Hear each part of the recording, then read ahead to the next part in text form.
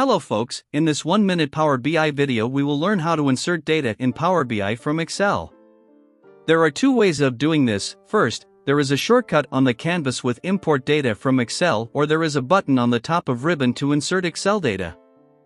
Then select the Excel file from the pop-up window, then Power BI will import data from Excel.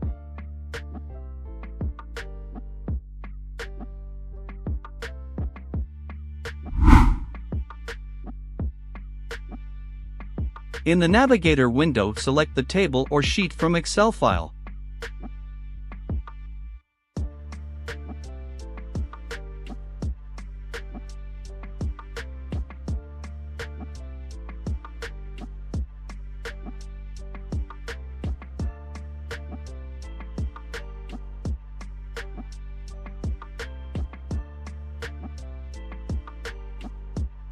If you want to learn to create a dynamic dashboard like this in 15 minutes, please click on the link above or click on the video at the end screen.